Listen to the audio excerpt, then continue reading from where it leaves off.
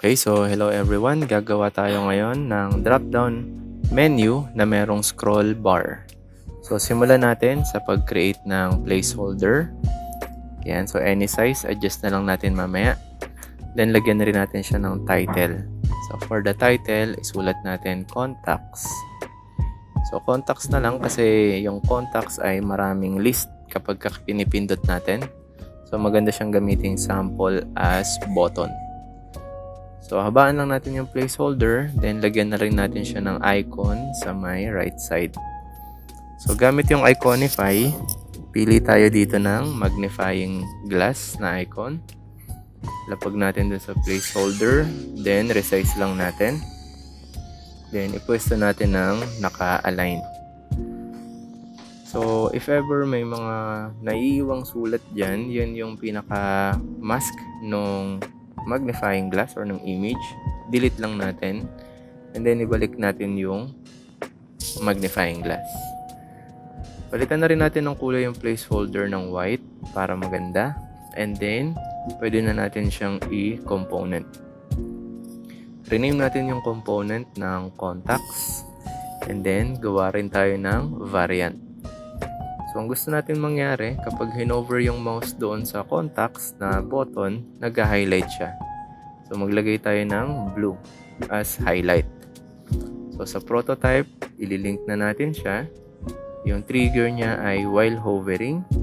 And then, for animation, lagyan natin ng Smart Animate na 150 lang yung duration para hindi masyadong delay.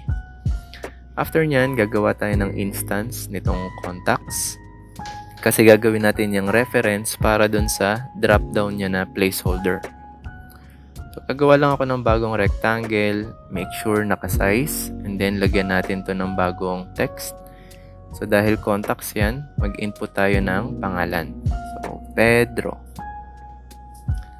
So, itong name ay i-align nyo lang ng nakagitna. Okay na yung style niya, regular lang. Then, maglagay na lang rin tayo ng ellipse sa left side as parang picture, thumbnail nung contact. So, ayusin lang natin yung alignment.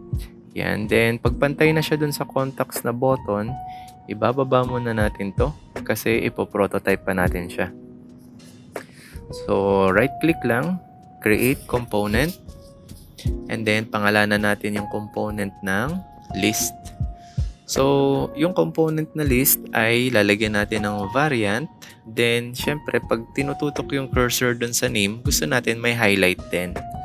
Pero dahil ito ay drop-down, ang gusto kong mangyari sa kanya, wala muna siyang placeholder.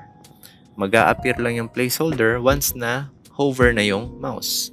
And then, mga around 40 or gawin natin na lang 60 yung opacity niya, para kung may background man siya na may kulay, hindi niya masyadong matatakpan. So, prototype, while hovering, same duration, 150 na Smart Animate, and then gawa na tayo ng instance. So, ipwesto lang natin sa baba, then Alt-Drag para makopy, then Control-D para tuloy-tuloy siyang makopy. Pag okay na, i-select natin lahat ng mga list and then right-click Group Selection para hindi siya mahirap i-select ng isang buo. And then make sure naka-send to back yan para yung mga ilalagay natin mamayang scroll bar ay hindi niya matatakpan. Sa scroll bar naman, unahin natin yung placeholder and then select lang yan, then bring to front, and then yung title, bring to front din. Yan yung magiging order niya. So, select natin yung placeholder, copy lang, and then paste. Sa design, palitan natin ng kulay na mas madilim.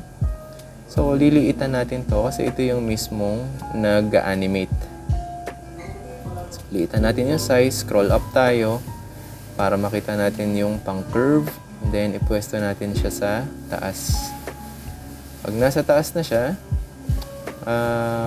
labuan lang natin ng konti yung placeholder ng scroll bar para kung may background nga yung ating layout, hindi niya masyadong matatakpan.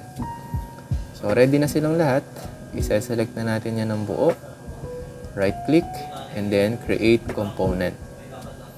Palitan natin ng name na drop down scroll. So, select, right click, then add variant. So, kapag ka scroll bar or drop down menu, gusto ko yung ating component ay naka-horizontally aligned. Mas madali kasi siyang pantayin kapag ka ganito. Yan. So, after nyan, adjust lang natin yung size ng component frame.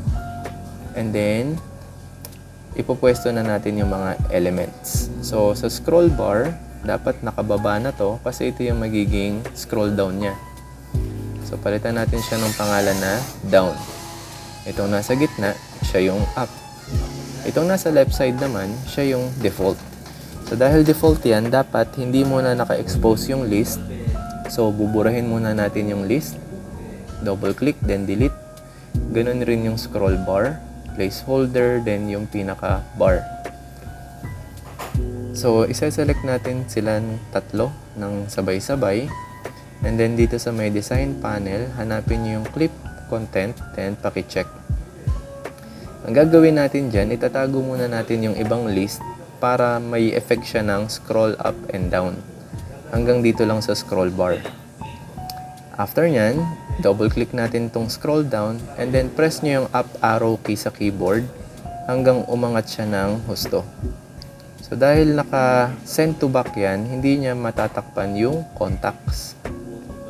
So, kailangan press up arrow key lang kasi pagka dinrag natin ng mouse, pwede siyang mawala sa pagiging clip. So, dapat naka-retain yung kanyang alignment. So, medyo matagal pero mas maganda pagka ganitong process. Pag nakuha nyo na yung pinakailalim, ready na tayo sa pagpo-prototype. Punta tayo sa prototype. Double-click nyo yung contacts na bar, yung icon. Ililink natin dito. Then, palitan natin yung animation ng instant. Yan. So, kailangan instant para hindi siya nawawala-wala sa pwesto. Ganon din dito, syempre pag kinlik, dapat babalik siya dun sa default. And then, yung dulo din, babalik rin yan sa default pag kinlik. Ngayon, itong up and down, lalagyan rin natin ng prototype. So, ililink natin dito ng on drag para yung feel talaga na dinadrag natin siya up and down. So, smart animate din sa duration. Gawin nating 800 para medyo may delay. Makikita nyo yung tagal nung pag-up and down niya. Ganun rin syempre itong down, papunta dito sa up. Naka-on drag din yan.